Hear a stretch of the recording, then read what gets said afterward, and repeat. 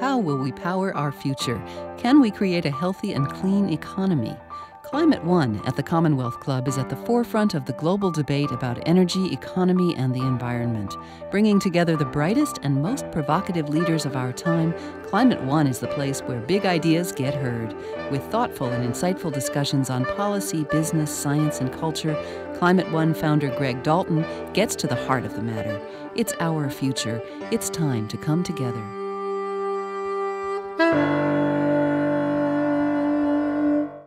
Do California's climate laws help or hurt the state's economy?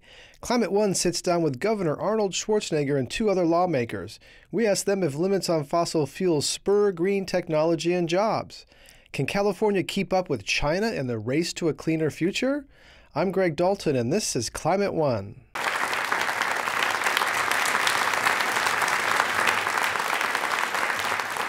Ladies and gentlemen, there's a great drama.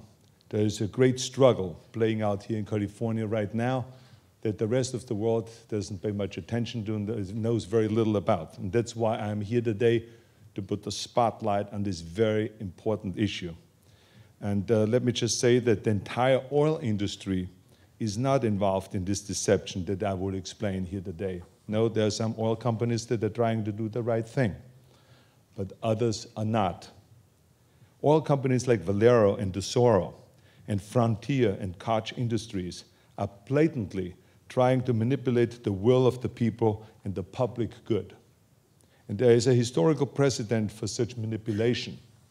Most people don't know this, but here, let me tell you. In the 1920s, some of the oil and car and tire industries created a small shell company that conspired to quietly buy up the nation's electric rail systems, the light rail systems all over the United States, and then replaced them with buses, which were much dirtier and less efficient, but much more profitable for those companies.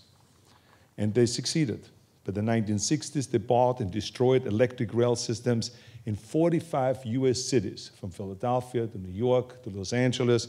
As a matter of fact, Los Angeles, which had one of the best light rail systems in the world, running 1,000 electric trains a day, the conspirators torched those rail cars, tore up the tracks so that they never can come back. Several companies were convicted of criminal conspiracy.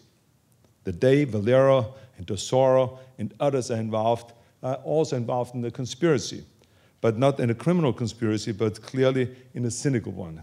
They are not seeking to buy rail systems, but to buy votes this time. Yet the motivation is the same, which is self-serving greed. 2/3 of Californians approve our state landmark law to reduce carbon dioxide emissions. Do you know who the 2 most prominent opponents are? Valero and Tesoro.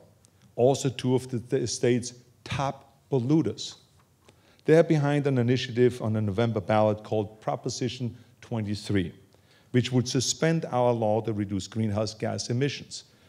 But in reality, because of the fine print when it comes to unemployment, they really don't want to just suspend it, they want to kill this initiative, they want to kill our laws.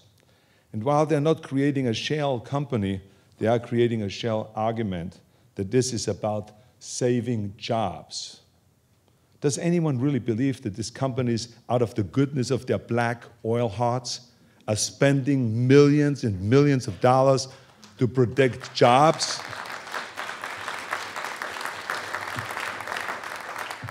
This is like Eva Braun writing a kosher cookbook. It's not about jobs at all, ladies and gentlemen. It is about their ability to pollute and thus protect their profits. You want to talk about jobs? I mean, we've proven it over and over that green technology produces a lot of jobs. In Kern County, for instance, we broke ground on the largest wind farm in the world, creating 1,500 jobs. In Fremont, California, Toyota recently formed a partnership with Tesla Motors to build electric cars right here in California, creating an additional 1,000 jobs. And then we just got the permits for building the biggest solar plant in the world, much bigger than the Chinese have built, which will create another 2,000 jobs. So I can give you examples after examples about job creation. As a matter of fact, since 2005, green tech jobs in California have grown 10 times faster than the state-wide average. Green jobs are the single largest source of job growth in California. And we have proven over and over that you can protect the environment and also protect the economy at the same time. Yes, the economy is down. It's down worldwide. We've gone through a worldwide recession. It has nothing to do with our environmental laws. But I have an idea.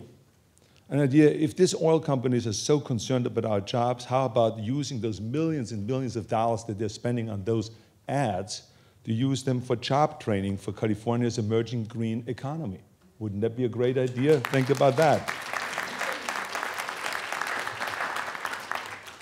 Now, of course, there will be some jobs lost in polluting industries. We will see that, while green industries will see jobs added. That's normal. Those who seek to overturn the law say that the cleaner future is a very nice, idyllic dream, but it is way out there in the future.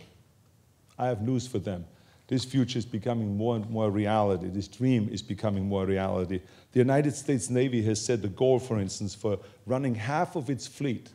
Half of the United States Navy's fleet is going to be run by renewable fuel by the year 2020. Now, if the tradition-bound Navy can do this, it's not radical environmentalism that we're talking about here. It is mainstream possible. I mean, the United States Navy is not some flaky left coast, sandal-wearing, pot-smoking, Berkeley DeFu eater. Let's be honest. Valero and Tesoro want to stop the movement from old energy to new energy because it means lost market share. That's the bottom line. There's no doubt that we can move to a different economy based on different energy than that is not fossil fuel. We can do it. The question is, who is going to reap the huge rewards for doing exactly that? I just got back from China, and we all know that how Beijing is. It's like an equivalent, living there is an equivalent of smoking 2 to 3 packs of cigarettes a day. So they have health reasons to act on carbon reductions, but they also have economic reasons. China has made the decision, backed by billions and billions of dollars, that green tech is where the economic action is going to be. So they are saying green tech is where the economic action is going to be. China is an ancient culture, but with new ideas. We cannot let America be a young culture with old ideas. Those who seek to overturn our carbon reduction law say that the green tech future is too costly. Another excuse, great excuse, huh? But here's what they don't want to tell you.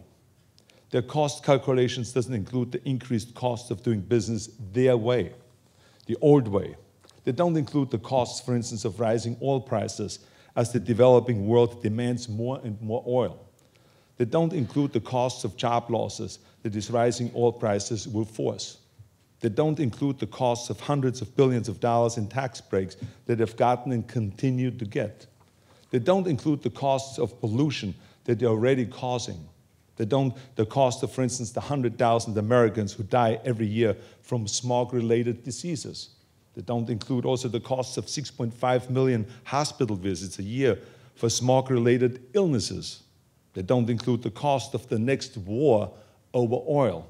And believe me, eventually it will come as we become more and more dependent on oil. I mean, I think that we have had enough wars in the Middle East because of oil. Don't you think so?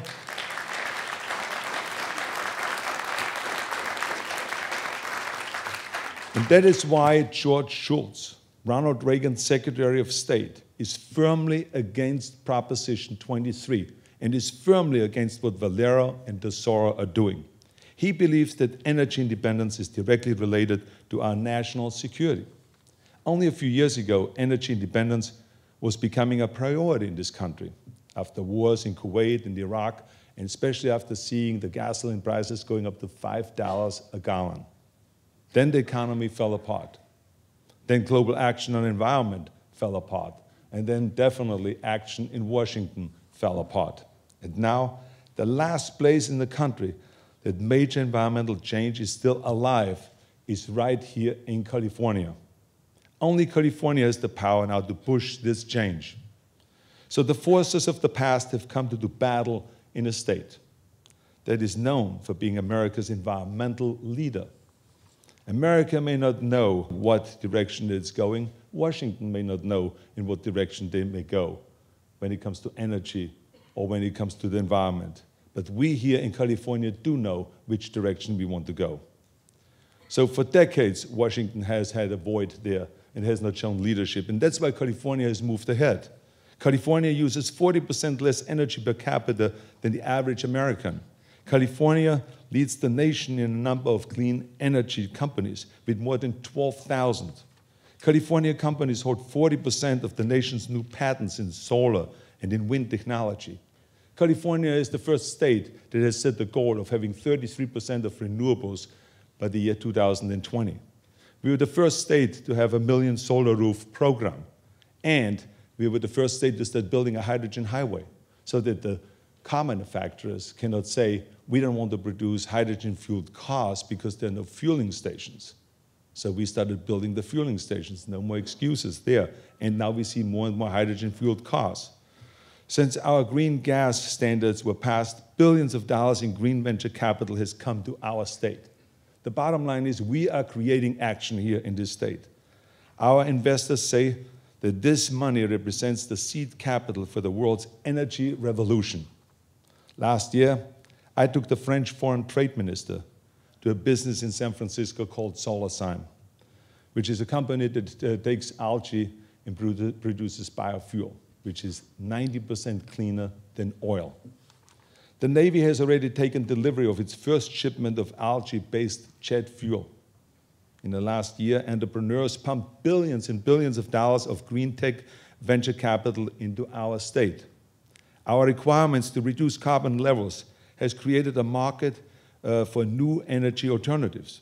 The San Jose Mercury News said that if Proposition 23 passes, clean energy investments will come to a grinding halt.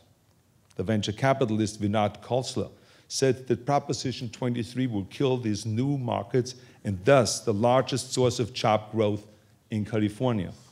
The head of the Silicon Valley Leadership Group, an organization of more than 300 companies that opposes Proposition 23, has said that if California doesn't go forward with our reduced emission standards, we undercut all of those companies and entrepreneurs creating jobs in solar, biofuel, and other renewable forms of energy.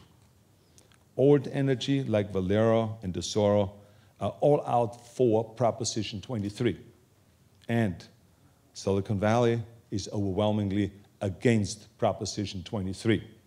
Which side do you believe our economic future as a nation is on? Californians, from George Schultz, who is now 90 years old, to young entrepreneurs and investors in Silicon Valley, are trying to get out the word of how important this fight really is. We have only 5 weeks to go now to Election Day, and we are going to not rest until the last vote is cast. We will work day and night to get out the message that this is not just about California. It is about America's economic prosperity and leadership in the years ahead. This is not just California's fight. California is America's last hope for energy change. We are the last major force pushing for an economy based on new energy. We need your help. That's why I'm here today. We need your help so that the old energy industries cannot buy themselves another 20, 30, or 40 more years of the status quo. We had moments before in our history where we were about to become less independent on oil, but we walked away. Each time we walk away, we as a nation become more and more vulnerable. This time, we cannot afford to walk away.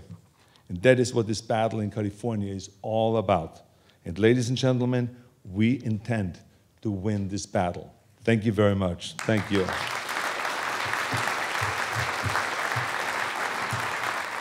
We're discussing clean energy at Climate One at the Commonwealth Club in Silicon Valley today with Governor Schwarzenegger, State Senator Fran Pavley, and former Speaker Fabian Nunez. I'm Greg Dalton.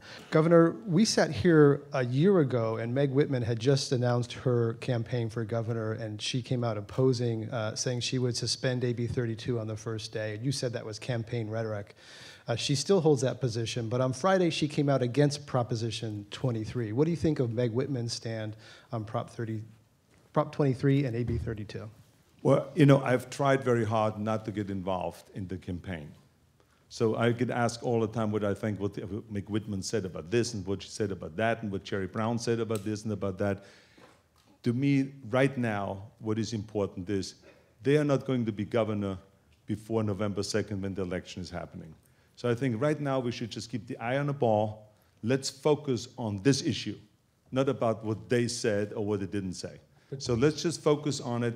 If all of us work together, Democrats and Republicans, that believe in this, and that believe in a great energy future, and that believe that we got to get rid of those refineries that are causing so many illnesses and that is destroying the health of so many children and of so many people in this state, that we should not look back, we should look forward. And when I look forward, I see renewables, I see algae that is turned into biofuels. I see all kinds of great technology that is being developed here in California because we are the leading state, if it is in stem cell research, in high technology, in biotechnology, in all of those things, and also in green technology. I think that we should all work together and push forward and be the leader in America, and then eventually convince Washington to show some leadership in the world, because we never have taken that philosophy in Washington, let other countries do it first. When it comes to human rights or to anything else, we always said, we stand for this, and we will lead, and then other countries followed us. And that's what we ought to do also with green technology, with renewable energy, with all of those things. Get off fossil fuels. The 21st century is all about the new energy, and that's what we should be fighting for. But you must welcome Meg Whitman coming down on your side on Prop 23. Yes, but I welcome anyone that comes to our side and to helps, and I hope that she uses now some of her billions of dollars that she has to put it into the campaign to fight Proposition 23. To me, that is much more important than what anyone says. So I want her to spend money, spend her millions of dollars against Proposition 23. That's real action. So AB 32 is laying the foundation for a cap-and-trade system based on a previous example of capping and trading the emissions that cause acid rain in the United States. But cap-and-trade has been made political poison in Washington. It's basically dead in Washington. And John McCain used to support cap-and-trade. He now is against it. So what can rise from the ashes of cap-and-trade to have a national program based on what California is doing? And then we can ask Speaker Nunes and Senator Pavley about the national, how California can connect with the national. Well, first of all, let me just say that it was very successful with the acid rain, and we have seen that it works. And the people, as a matter of fact, that were leading that fight in the 90s are now helping us lead our fight here. The term cap and trade, as coined, obviously, was not a bad thing until I guess President Obama began to speak of it. And then a lot of folks decided, well, this is not a good thing. We shouldn't talk about this. But interestingly enough, it is simply a mechanism by which you can get to the same goal of your carbon emissions reductions targets. And you can hit those targets by simply allowing people who go out of their way to reduce beyond the requirement. And then they use those credits to sell to others who can't meet their targets through any other types of forms of doing it, whether it might be ingenuity, efficiencies, and when they run out of all of those things, they still must continue to reduce their targets. But the one point I want to make, which I think is very fascinating with respect to the question you asked with respect to Meg Whitman, is that, one of the things that California has always been, we've always been on the cutting edge of environmental cleanliness and been really led the nation in this respect for many, many decades. The one thing that's different over the last 4 to 5 years is that Governor Schwarzenegger has made this issue very, very popular across the board. As a Republican governor, to take this challenge on the way he has and to do the remarkable things that he's done around this issue, I think speaks volumes of why this issue has become more and more mainstream in California. And I think that, it's no surprise to me that a Republican candidate for governor, where 10 years ago would run away from an issue like this, you have a Republican candidate for governor now trying to run as close to Governor Schwarzenegger on this issue as possible. So I think it speaks volumes of his leadership, in effect. Well, thank you. Thank you. I just want to add that when you say about Washington, Right now in Washington, nothing gets done. So I wouldn't be, just looking at this and say, well, Washington is against the cap and trade, and it's a no-no thing to say. Everything is a no-no thing to say in Washington right now. They cannot get anything done.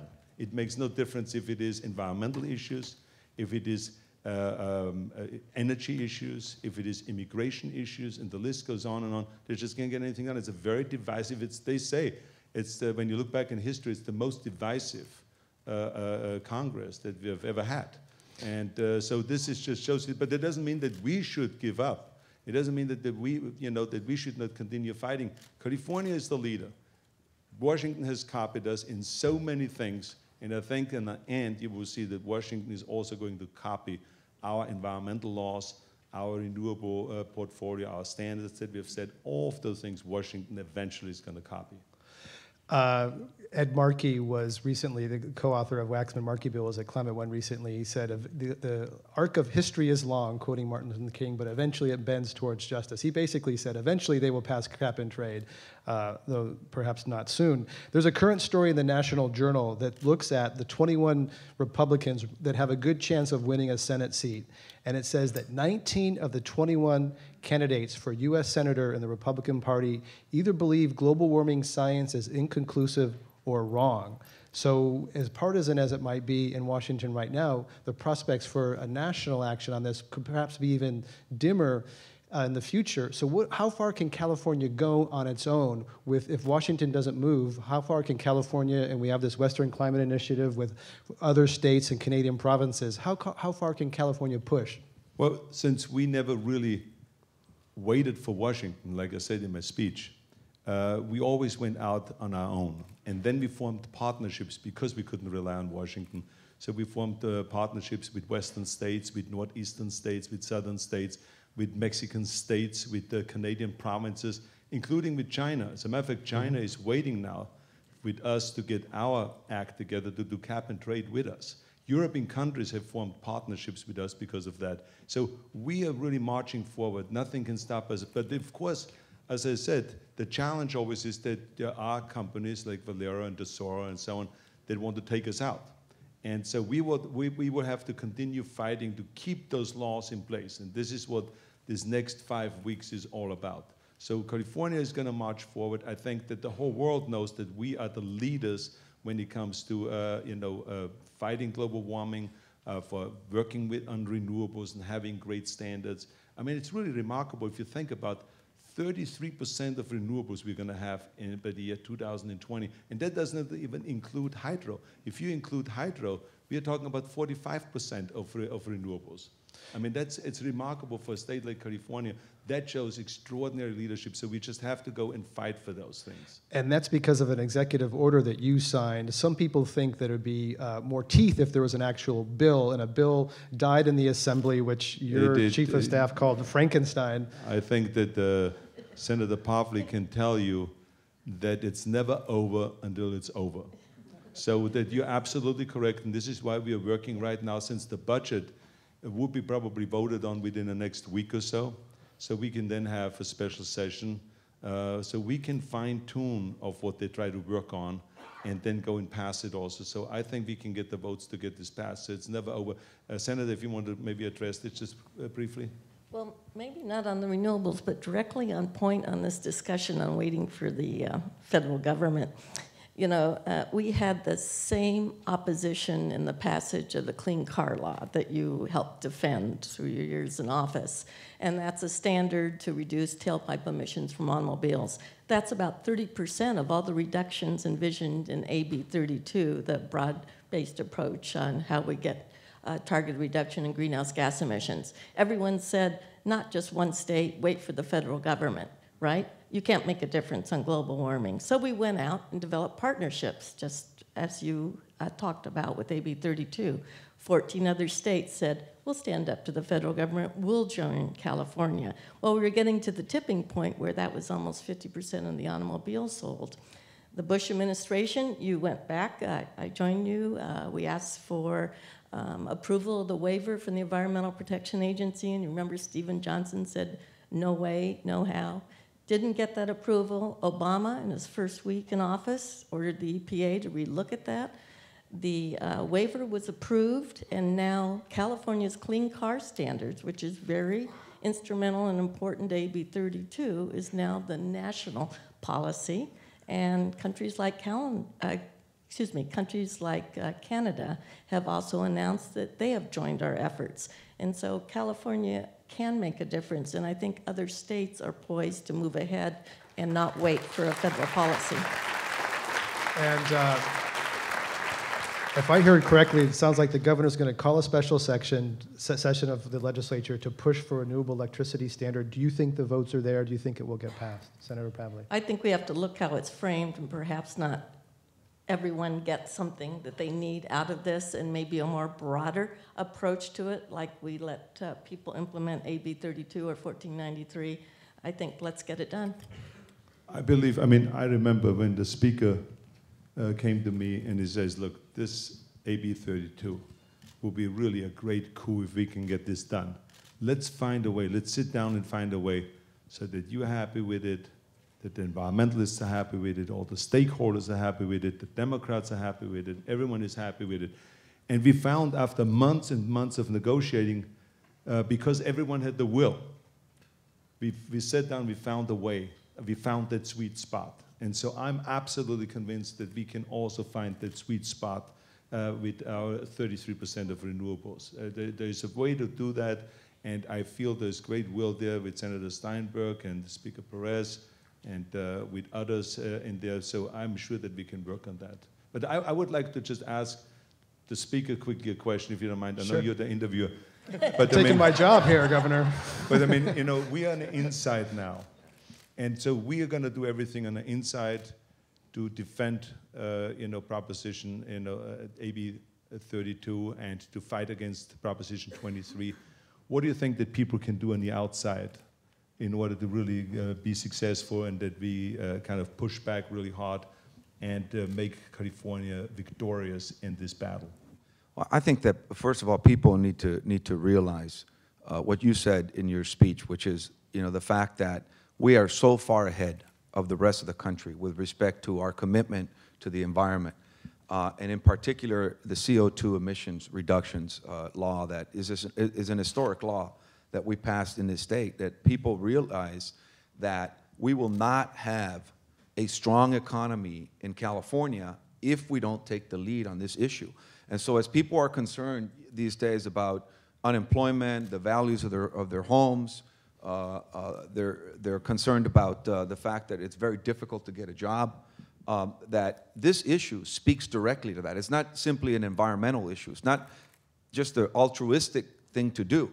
It's also important for our own economy. This is really the growth of our economy is in this area. You said it in your speech. This is, if you look at the job growth is in the green tech economy. And I see a lot of young people that are here in the audience, and my message to all of you in particular is we got to get back to our communities, and we have to talk to all of our family members to make sure that we get out to vote in this election. Because the people that get out to vote are the ones that are going to ultimately make the decision. And the choice that we have in this election is who's going to win, and there's two different groups of voters. It's either going to be the people who are angry and are going to vote on the no side of everything, but on the yes side on 23, or it's going to be the people that really have hope in the promise of this great state, California. We've got to get out there. We've got to talk to our friends and our family members to get out to vote and to vote no on Proposition 23. That would be my message, Governor. Thank you. Fabian Nunez is former Speaker of the California Assembly. We're at Climate One in Silicon Valley today with Governor Schwarzenegger and also State Senator Fran Pavley. I'm Greg Dalton. The opponents of Proposition 23 often talk about these Texas oil companies sort of interfering in California politics. It's also true that California is a cash machine for the political system of the United States. We export a lot of cash into political races in other states and other districts. So are we being inconsistent here by saying we don't want Texas money coming here, but we're happy to export California cash to New York and other political races around the country? A lot of politicians come here weekly, daily to raise money from California. So is there a double standard there? I don't think it's a double standard. I have always criticized, as a matter of fact, that politicians, they should take care of California. I mean, that those national people that run for Congress and for Senate from other states, come to California and have fundraisers and try to take the money from here. But then when it comes to environmental issues, they vote against it. So I would not have a fundraiser if I would be in charge of all fundraising in California, to let any of those characters come in here and to go and suck the state dry of money and to just come here and ask for money. So I think it's unfair.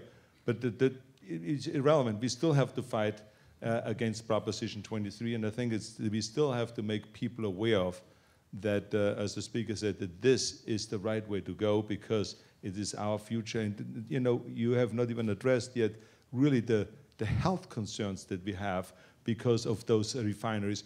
All we are saying to the oil companies is clean up your act. We've seen the kind of damage, the kind of pollution that you've created over the past decades. Clean up the mess. And let's go and move forward with some regulations that protects the people of California, protects the health. Because when you see the kind, just in the ports of Los Angeles, because of the soot and all of the stuff that is in the air, that really creates tremendous problems with lung diseases and heart diseases and all of those things. And I've mentioned earlier all the hospital visits and the premature death and the health-related issues that makes people die early and so on. So it's unnecessary. We can do much better than that. And we know now that there's technology available to clean our act, but it will cost some money. And they just don't want to put up this extra money and invest in the future. They want to just continue polluting, and that is what we are against. And this is why they try to eliminate our environmental laws. Well, let's talk about that cost, because there's a lot of estimates. There's competing reports. There's Charles River Associates. There's one from Sacramento that's been largely debunked. What is this, if AB 32, if California's climate system is fully implemented, how is the average Californian going to feel it either at the gas pump or on the utility bill? Senator Pavley? This is a critically important strategy. We're at a crossroads, a transitional period right here in California, going backwards and continuing to base our economic future on fossil fuels is not going in the right direction.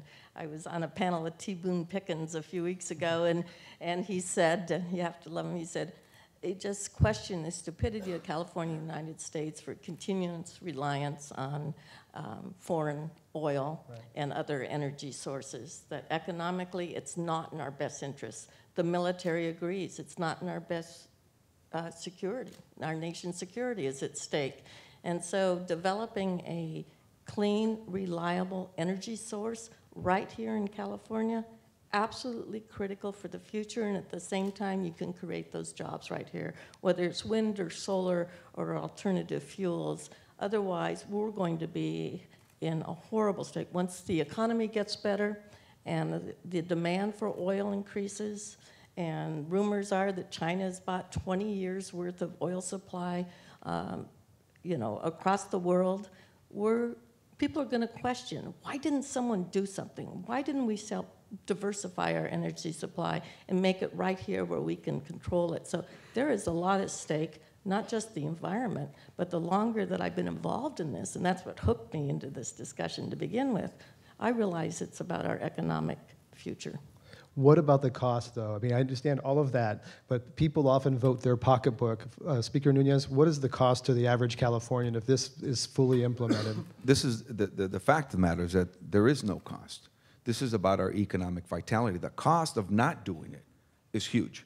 The cost of not doing it means that California enters a retrogressive stage of economic influx. Why? Because we have seen billions of dollars already invested in new technology. If you look at fuel cell technologies, for example, or if you look at battery technologies and vehicles, we have at least 2 companies in California that are already making a battery-powered vehicle that is going to be on the market very soon. And so we're competing right now with other states that really want to be on the cutting edge of green technology. And this is really the only generator of jobs that we have seen, certainly in the last several years. So that if we do not do you know how many take jobs? advantage, we've created, I mean, there's been thousands, hundreds of thousands and thousands, tens of thousands of jobs have already been created, even though this law has not gone into effect. 500,000 since 2005, just from green technology. And billions of dollars in investment. Venture capital, that's absolutely right. No, but also let's not be, blind about the fact that it will cost some companies something. It's clear that when you say to a trucker, that you have to, within the next 5 years, have some modification on your truck, on your diesel truck, that it will cost them a few $1,000s to put this modification, this modifying thing. I did the same thing. I went through it with my Hummers. I mean, I have one Hummer. That I turned into a biodiesel Hummer. Yes, it cost me an additional $6,000 to put that machine on there that converts it to bio, that they can use biofuel. But it is worth it. I have another Hummer that I turned into a hydrogen-fueled Hummer. Yeah, it costs money, but it is worth it to show that it can be done. And the idea of it is it's like with the cell phones. Everything with solar panels. In the beginning, they're more expensive. And then as soon as more and more people are using it, then the price comes down. Cell phone now, 20 years ago, it cost me $1,600. Today, I mean, you go in there for $25 and you get a cell phone. I mean, it's really amazing because of how much the costs came down, because of how many people are using it. And that's the idea, that everyone should use these new technologies, and then the prices will come down. And that's the direction to go. So yes, it will cost some people some money, but it is worth it. It's as much as when you go to the doctor and the doctor says, look, you need some surgery, but is it going to cost $12,000? But then your shoulder will be fine, you can move it again, everything will work. Yeah, it costs you money. Maybe a deductible, whatever it will cost you, but it is fixed and you then will feel great. So I think there will always be some costs, but in the end, we're going to come out as the big winners, because we're going to march in the right direction. That is the important thing. Do you think President Obama is showing enough leadership on this issue, Governor? Yes, I think that he has made it very clear that we need to have an energy policy, that we have to have an environmental policy in place. He has fought for that. He has talked about it. He has gone around the country talking about it, doing his campaign. He talked about it. But as I always say, it's not a dictatorship. One person cannot make the difference. So, you can try, but when you have this kind of divisive Congress as he has now, it's very hard to get things done. But my advice to him always has been, every time I see him, don't give up. You never can give up or pull back, because as soon as you pull back, they see vulnerability and they move in, and they push you back big time. So when I ran in 2003, I always said, when the special interests push me around, I will push back. And that's what we have done continuously with all of those issues. If it is healthcare reform, or if it is environmental policies, we got to push back, because there's always those companies that only think about their profits, which is okay. I'm all for profits. I'm all for making millions of dollars or billions of dollars. That's what I love about America. But you also got to think about what is in the long run the best thing, so that we don't only celebrate today, the greatest country in the world, but also 20 years from now, 50 years from now, 100 years from now, we want to hold on to this, that we are the #1 country in the world, militarily, economically, and the greatest country with the greatest opportunities, and the most generous country in the world. We want to hold on to all those things, and the only way we can do it is if we have a great energy policy, because without energy we have nothing. So we got to have a great energy policy, we got to have a good environmental policy, and I think President Obama has been fighting for that. We have a couple of questions from the audience about high-speed rail. I think you rode the maglev in Shanghai. I did this summer. We want to ask people, let's ask you about the high-speed rail system. How can it be advanced, and how big of a help is that going to be in reducing California's, stimulating the economy and reducing carbon emissions in California? Senator Pavley? Well, this isn't my area of expertise, other than to share with you that getting people out of their cars, anything we can do to facilitate that, not only trade, but mostly getting people out of their cars, providing alternatives to traditional one person in one car is in our best interest, because that'll reduce air pollution, and it'll also reduce our carbon footprint. And so high-speed rail is part of the scoping plan. That'll be moving forward. We're also heavily invested, thanks to voter-approved bonds, for transit systems and smarter growth strategies, which is also part of AB 32, transit-oriented development and corridors. High-speed rail is a key piece of the puzzle, but transportation and doing things smarter also is absolutely critical. I think it is absolutely crazy that we are traveling today the way we did 100 years ago. I mean, 100 years ago, they drove 70 miles an hour with the train, and now, 100 years later, we are still driving 70 miles. We are riding 70 miles an hour. I mean, and here we are in Italy, Spain, England, France, Germany, China, South Korea, Japan, and the list goes on. They're all having high-speed rail. Hello, are we asleep? I thought that we are the #1 country with the #1 technology. We got to go and step it up when it comes to infrastructure. I mean, we are asleep at the wheel. Luckily, California has made a decision in 2006 to go and rebuild our infrastructure. And again, this is something that Speaker Nunes and I, we did together with Senator Parada. We all worked together with the Republican leaders.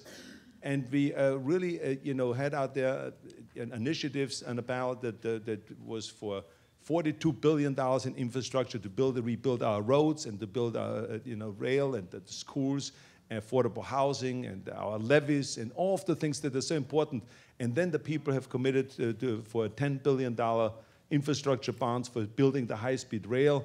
And then we did the bonds and the prisons to build extra prison beds and so on and so on. So we are the #1 state in the union when it comes to infrastructure, but we have to do much more. We got to build the high-speed rail. We got to go and do the kind of things that really moves us forward, because that's what made America so great, that we built the highway system under President Eisenhower.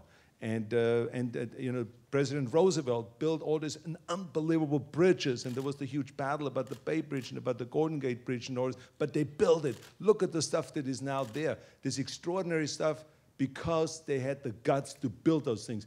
That's what we have to do, is we have to have the guts, we have to have the big vision to go and to start building the high-speed rail up and down the state of California, through the Central Valley, in all of those places. We shouldn't even hesitate and argue over this point. It's good for the environment. It's good for getting people up and down the state. They don't have to go to an airport and go and get patted down and take off their shoes and fly around. We don't have to have all those planes take off all the time and emit all this greenhouse gases. I mean, it is only has upsides, and that's why I'm a big believer in it. What do you think, Speaker? I support it 100%, for all the reasons you did. Isn't he enthusiastic? That's why we needed to come back. You wouldn't know.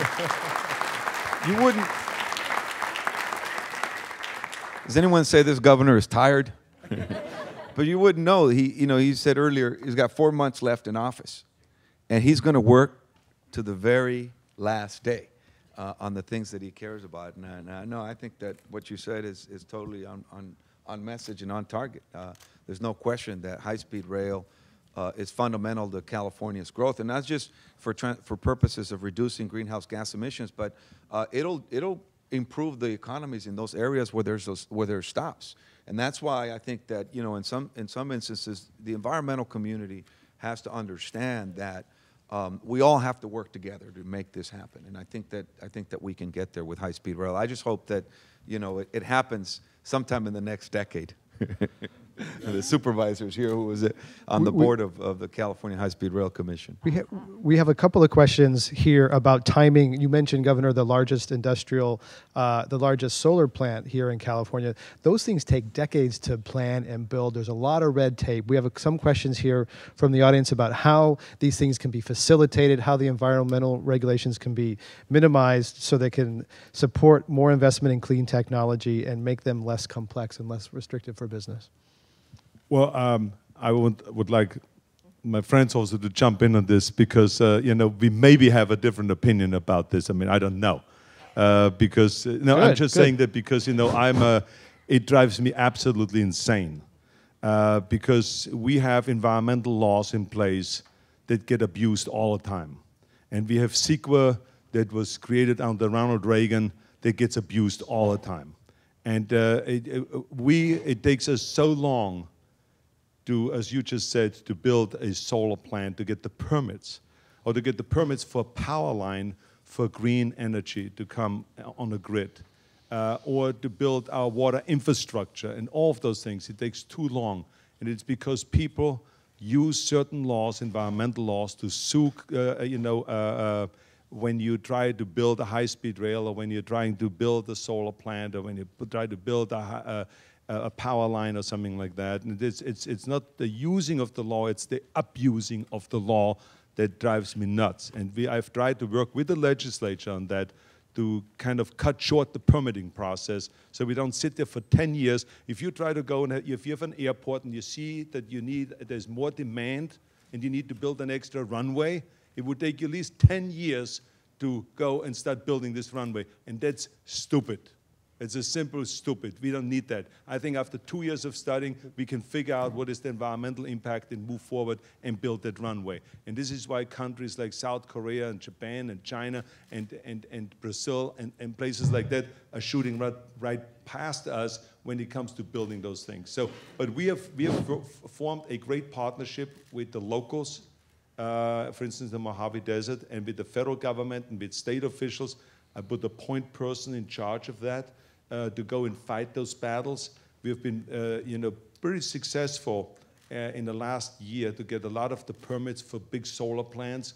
But there is basically 200-some companies that are standing in line that want to build solar plants out in the desert.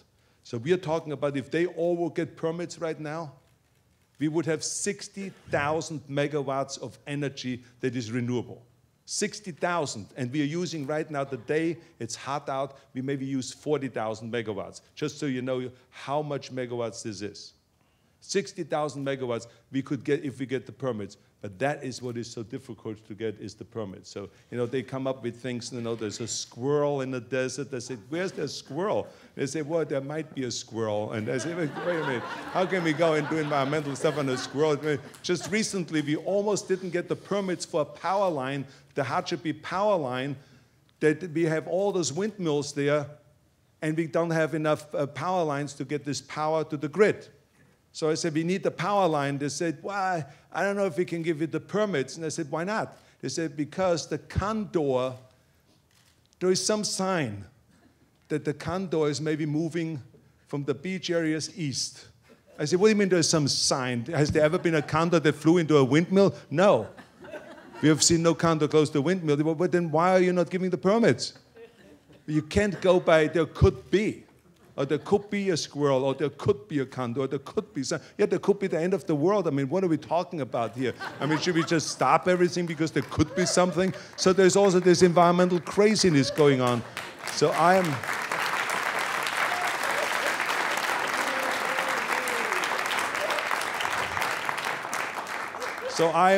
all for protecting the environment. I am a big protector, but what is too much is too much. And we got to fight through that, and I think the legislature has to do a better job in getting rid of the abuses that are going on with those laws. That's my opinion. And this is why I said, Fran maybe feels a little bit differently about that and sees it. Senator Pavley?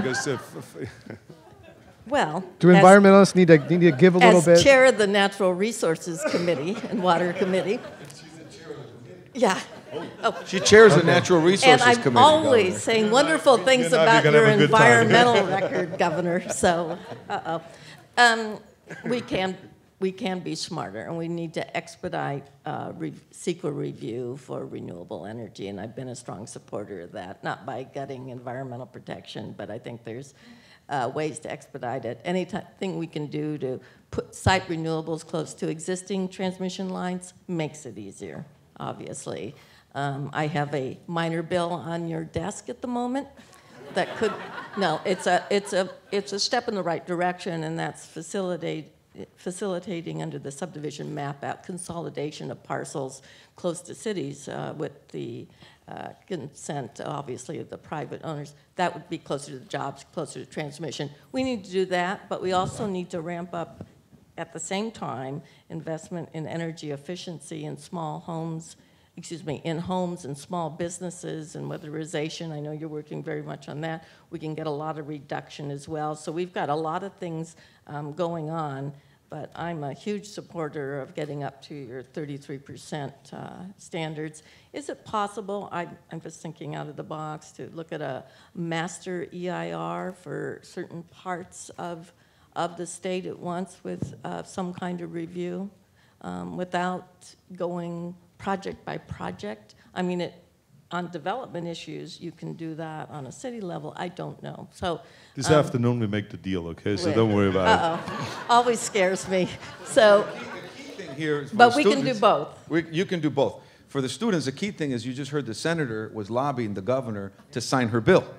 That was the first thing. The second thing that was going on here is she was telling the governor she's open to his renewable portfolio standards thing in a special session, because of course he wants to work to the very last day he's in office, and she's open to that. I think that's, some of that what we heard. So this deal might get negotiated here. All right. We're here for...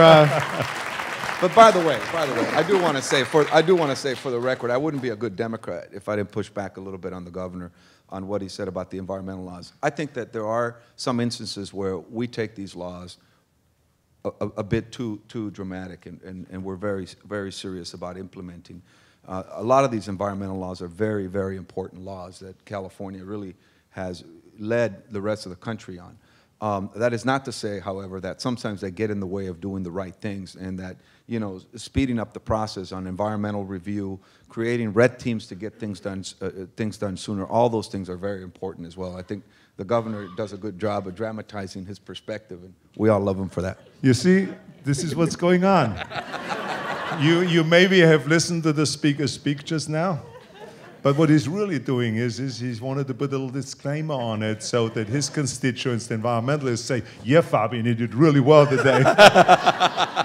So there's all kinds of things going on right here. all sorts of subtext here. Yeah, he'll come out better than either one of us.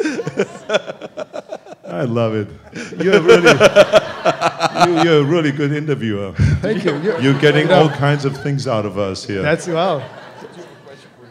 Well, let's talk about China, because you were recently there, and a lot of people think that China is racing ahead. If you read Thomas Friedman, he certainly thinks that China's racing ahead while the U.S. tries to get its act together. What did you see in China, and are they going to take away the investment and the technology while the U.S. in California kind of spins its wheels on these issues? Well, I met with some of the communist leaders, the party leaders there in Shanghai. And it was really interesting. I was over there for a trade mission and also to talk about our great technology that we're developing here in the green areas. And they are very interested in our green technology. They themselves want to produce a lot of green technology. They've put billions of dollars into research and developing hybrid cars and electric cars, hydrogen cars, and all of those kind of things, because they know that the amount of cars that in the future, the Chinese will be buying. And the most of the questions in that 1 hour of sitting there with those leaders, they ask continuously only about renewables, about green technology, about which direction we're going to go, how is this going to play out this fight over here with AB 32, with Proposition 23. They were really interested in that. They were also very interested in starting the cap and trade with us, but it was all in the direction of the new energy rather than the old energy. Mm-hmm. They talked only about that, so that was really, to me, fascinating.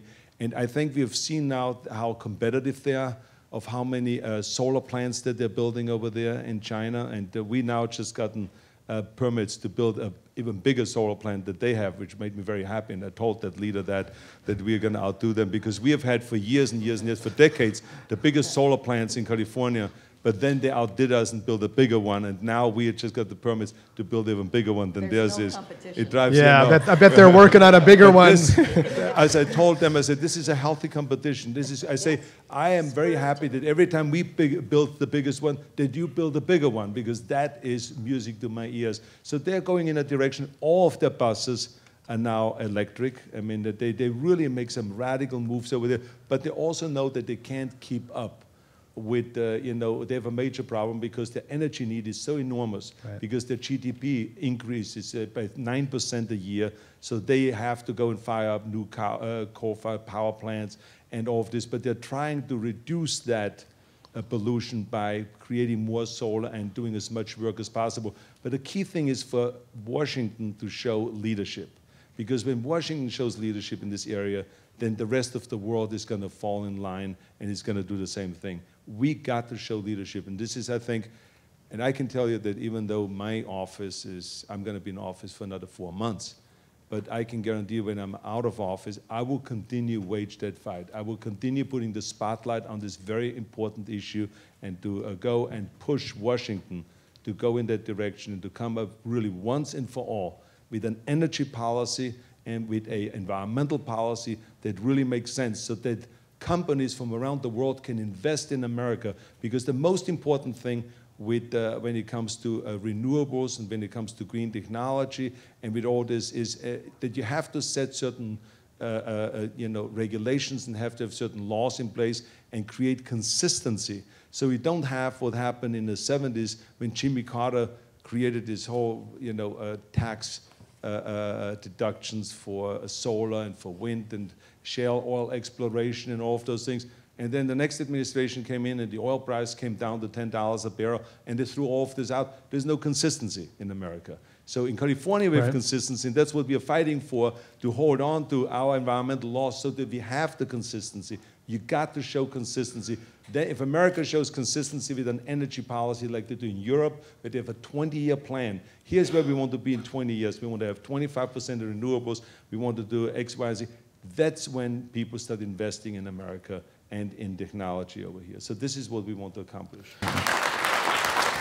Our thanks to California Governor Arnold Schwarzenegger, former Speaker of the Assembly Fabian Nunez, and State Senator Fran Pavley for your comments here today at Climate One at the Commonwealth Club. I'm Greg Dalton. Thank you all for coming to Climate One. Thank you.